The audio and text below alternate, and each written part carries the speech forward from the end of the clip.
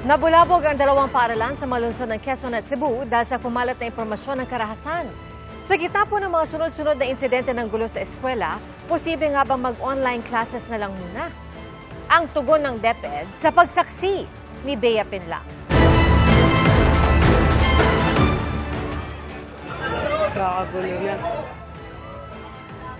Sumugod sa Bagong Silangan High School sa Quezon City ang mga magulang at guardian ng mga mag-aaral kaninang umaga.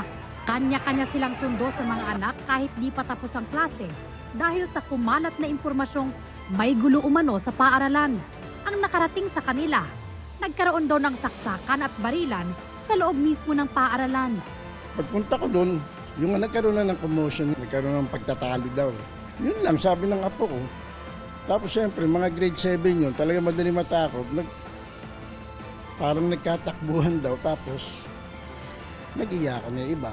Napulabog dahil dun sa mga text ng mga bata na meron daw na tutuka, sinaksak or something. Medyo nagkasigawan dun sa taas sa mga habang recess daw po. Nataong nasa paaralan noon ang hepe ng QCPD Station 13 para sa isang pulong. Kaya agad nilang sinilip ang umano'y sigawan.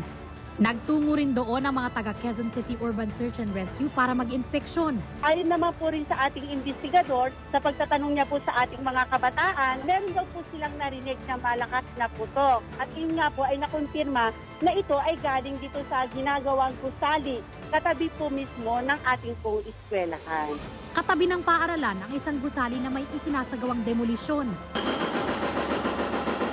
Pagtitiyak ng pulisya, Wala pong kahit anumang insidente, saksakan, barilan.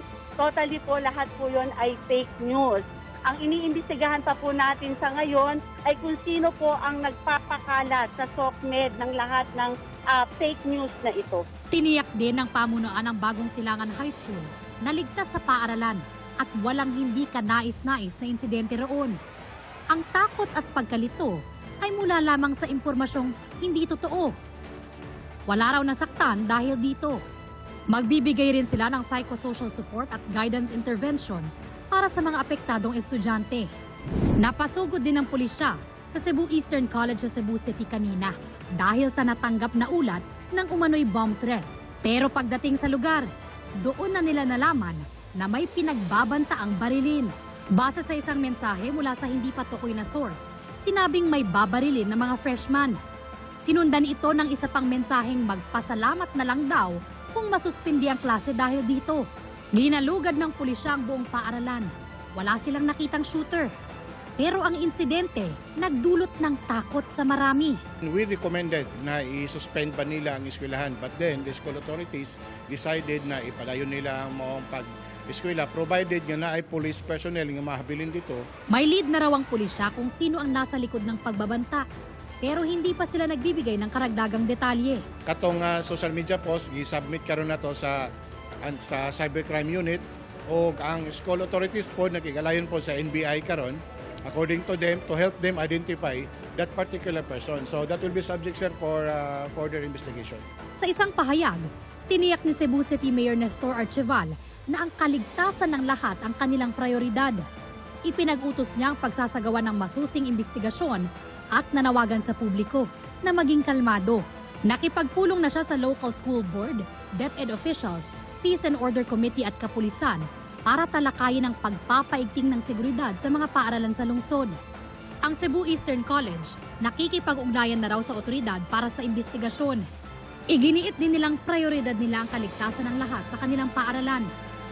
Sa gitna ng sunod-sunod na mga insidente ng karahasan at banta sa mga paaralan, pinaiigting ng Department of Education ang mga panuntunan para sa school safety sa bansa.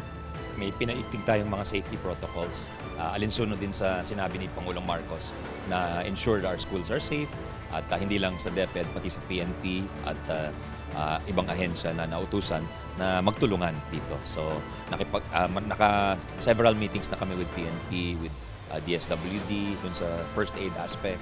Nang tanungin naman kung mas mainam bang online class muna ang mga estudyante sa gitna ng pangamba ng maraming magulang, In some schools, it exists, but it's not something that is readily available. Alam niyo naman yung state of internet infrastructure natin at syempre, yung ibang magulang, hindi rin kaya na bantayan yung mga bata habang nasa bahay. ako si Bea Penlac, ang inyong saksi.